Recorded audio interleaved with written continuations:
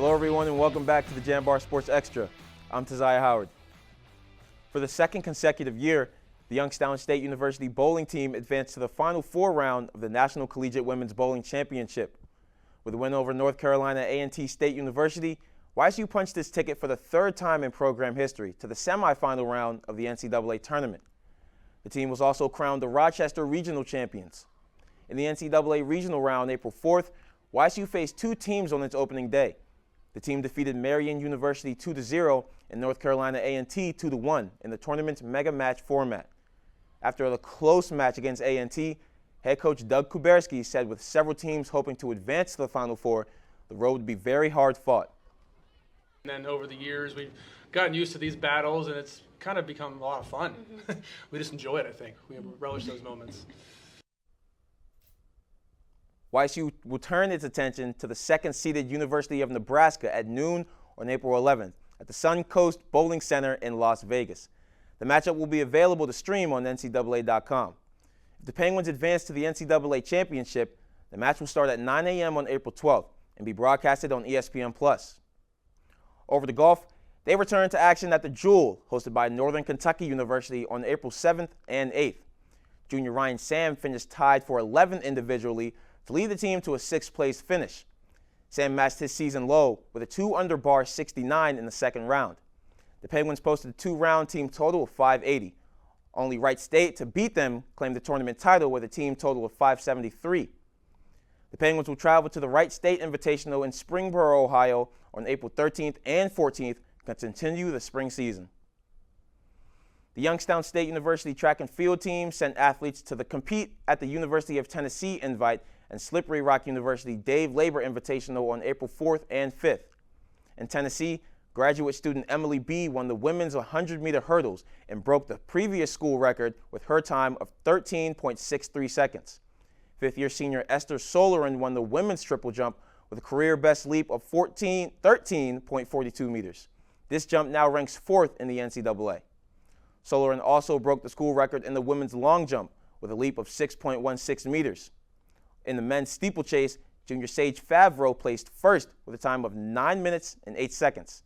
His time now ranks seventh in school history. Over the Slippery Rock, senior Nathan Leskovac won the men's high jump with a clearance of 2.05 meters.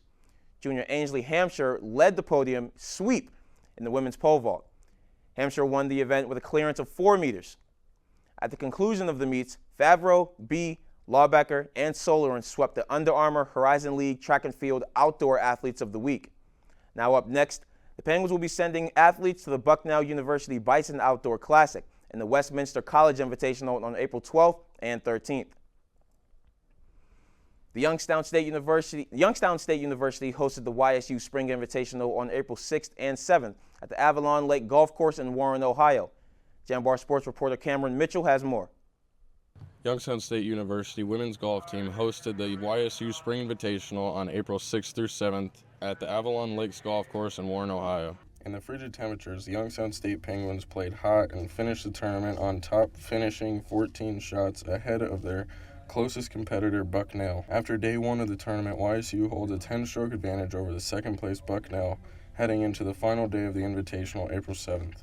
The team's score of 287 is tied for the fourth lowest 18-hole performance in program history. YSU's standout on day one was sophomore Niranuch Prajapanic, where she shot 14 pars and a pair of birdies. Going into day two, YSU holds the top 3 spots in the tournament and finished matching the single-season school record with its 5th tournament victory of the season at the YSU Spring Invitational. Youngstown finished the tournament with a team score of 582, which ranks as the third lowest 36-hole performance in program history.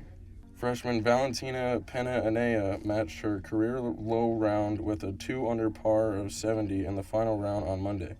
She collected her first-place win of the season. Individuals, freshman Sofia Rivera concluded the second round with a 90, while freshman Taylor Marone turned in a final round score of 86. Youngstown State will proceed their spring schedule on April 12th through the 13th with Theris Hessian Buckeye Invitational at the OSU Scarlet Course in Columbus, Ohio. Reporting for the Jambar, I am Cameron Mitchell. Thanks, Cameron. The Youngstown State women's tennis team dominated the weekend with back-to-back wins at the YSU Indoor Tennis Center.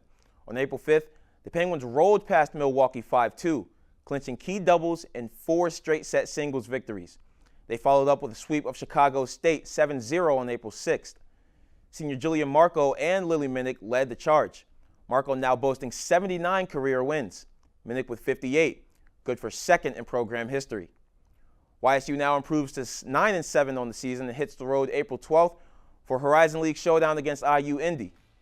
A lot of sports to cover and a lot more to cover. We'll take it back to a commercial and we'll be back.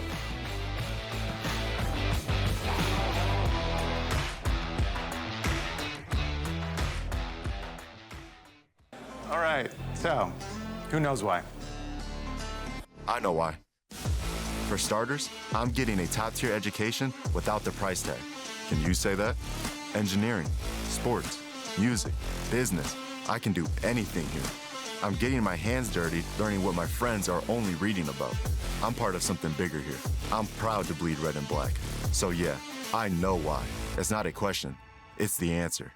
Youngstown State University, know why. We gon' push it to the limit, we gon' rise together, side by side to the finish. Down the ride forever, we can ride together. So together we ride, certified. It's together we ride, we gon' push it to the limit. We gon' rise together, side by side to the finish. Down the ride forever, we can ride together. So together we ride, certified. It's together we ride, we gon' push it to the limit. We gon' rise together, side by side to the finish. Down the ride forever.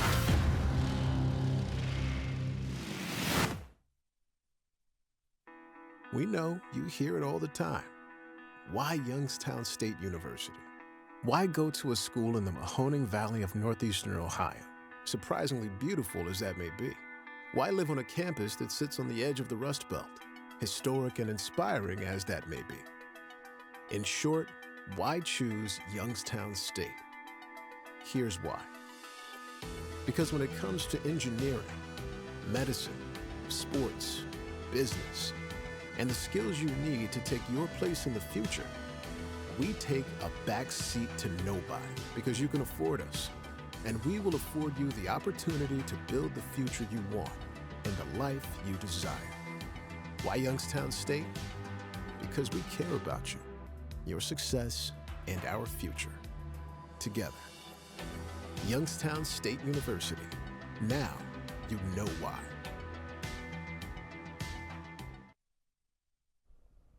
Welcome back.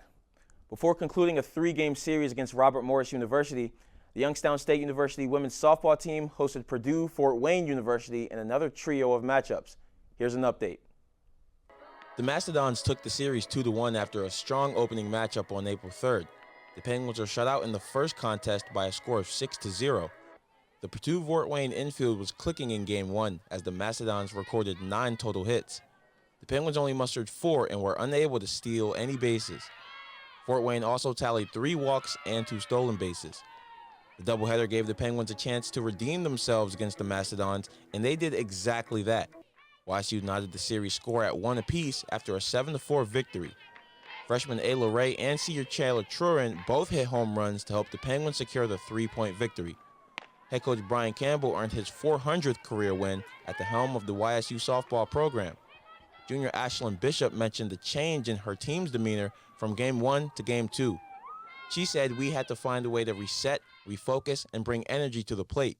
We needed to use the energy as momentum to get runners on, move them, and capitalize on the errors and eventually score. The final game of the series saw the Mastodons besting the Penguins in another 6-run win. With the series loss to Purdue Fort Wayne, the Penguins dropped to 10-28 on the season with a 2-7 record in the Horizon League. After rounding out the 3-game series against the Colonials April 9th through 10th, the Penguins will travel to Indianapolis for a matchup against the Jaguars of Indiana University, Indianapolis. The first matchup is set for 1 p.m. on April 12th. To view live stats and stay updated on the women's softball team, visit YSUsports.com. And as always, for the Jambar, I'm Taziah Howard. Unfortunately, that's all we have for the Jambar Sports Sector today. But make sure you join me in a couple of weeks to close it again. Stay safe, Penguins.